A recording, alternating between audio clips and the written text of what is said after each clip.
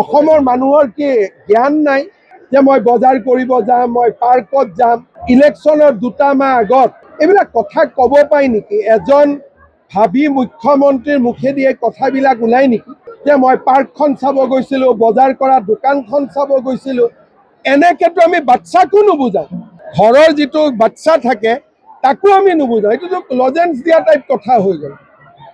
তেওঁ ফটোবোৰ দেখুৱাওক না, এতিয়া ক'ত ক'ত গৈছিল, কোনখন পাৰ্কত গৈছিল, কোনখন দোকানত গৈছিল, মোবাইলটো তেতিয়া আছিলে, এতিয়া ফটোগ্ৰাফবোৰ দেখুৱাওক। তেওঁ কেনেকৈ তক্ষশিলাত গৈছিলে, কেনেকৈ ৰাৱালপিণ্ডিত গৈছিলে। এতিয়াতো আজিৰ পিছত তেওঁৰ প্ৰেছ কনফাৰেন্সৰ পিছত বিষয়বোৰতো আৰু বেছি জটিল হ'ল। আৰে তাততো তৰুণ গগৈ, গৌৰৱ গগৈ নিজেই মৌলবীজনক লগ কৰিছে। তৰুণ গগৈ ঘৰতো এই মৌলবীজন গৈছে, যিজনৰ লগত মোৰ ফটো দেখুওৱা আছে। মাছখোৱাৰ এঘৰ মানুহৰ ঘৰত গৌৰৱ গগৈয়ে তেওঁক 2বাৰ লগ কৰিছে। তৰুণ গগৈৰ ঘৰত মৌলবীজন গৈছে। মইতো কংগ্ৰেছত থাকোঁতে কিমান মৌলবীক লগ পাইছোঁ, কিমান মোল্লাক লগ পাইছোঁ, মোৰতো কিমান মৌলবীৰ লগত ফটো আছে। আৰু এইবিলাকতো ময়ে ফেচবুকত পোষ্ট কৰা, এইবিলাক মই বিজেপিত জইন কৰাৰ পিছত নহয়।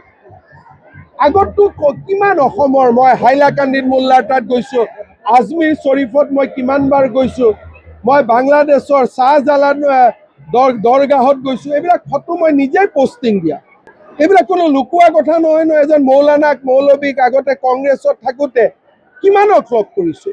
এই মানুহগৰাকী, এই মানুহজন যিজনৰ ফটো দিছে, এওঁতো তৰুণ গগৈৰ ঘৰত আহিছে। কি এইটো নতুন কথা হ'ল? এজন মৌলানাক লগ পোৱা, মৌলবীক লগ পোৱা, পুৰোহিতক লগ পোৱা, এইটো কি ডাঙৰ কথাটো হ'ল? তেওঁ ক'লে যে 16 তাৰিখে মই লাহোৰত গৈ তক্ষশিলা চাবৰ কাৰণে অনুমতি বিচাৰিলোঁ। বাকী মই নকওঁ, লগে লগে অনুমতি পাই গ'ল সেইটো নকওঁ। আৰু তেতিয়া মই ইছলামাবাদ আৰু কৰাচীত যোৱাৰ অনুমতি পালোঁ। প্ৰথম কথা, তক্ষশিলা ইছলামাবাদতো নপৰে, কৰাচীতো নপৰে। তক্ষশিলাত যাবৰ কাৰণে ৰাৱালপিণ্ডিলৈ যাব লাগে, আৰু তক্ষশিলাত যাবৰ কাৰণে তক্ষশিলাৰ ভিছা ল'ব লাগে। গৌৰৱ গগৈৰ ভিছাত ষ্টাম্প আছে লাহোৰ, কৰাচী আৰু ইছলামাবাদ। এতিয়া তেওঁক ৰাৱালপিণ্ডিত কোনে লৈ গ'ল? তক্ষশিলাত কোনে লৈ গ'ল? আৰু আপোনালোকে জানি আচৰিত হ'ব যে পাকিস্তান আৰ্মিৰ হেডকোৱাৰ্টাৰটো হৈছে ৰাৱালপিণ্ডি ডিষ্ট্ৰিক্ট। তাৰমানে উইদাউট ভিছা তেওঁক তক্ষশিলাত কোনে লৈ গ'ল? উইদাউট ভিছা তেওঁক ৰাৱালপিণ্ডিত কোনে লৈ গ'ল? তেওঁ আজি উত্তৰ দিবলৈ গৈ বেছি প্ৰশ্নৰহে সৃষ্টি কৰিলে। যোৱাকালি মই ডাইৰেক্ট অভিযোগ কৰা নাছিলোঁ, কিন্তু আজি যেতিয়া মোক ক'লে যে তক্ষশিলালৈ মই গৈছিলোঁ উইদাউট ভিছা, তক্ষশিলা ক'ত? ৰাৱালপিণ্ডি। ৰাৱালপিণ্ডিত কি আছে? পাকিস্তান আৰ্মিৰ হেডকোৱাৰ্টাৰ।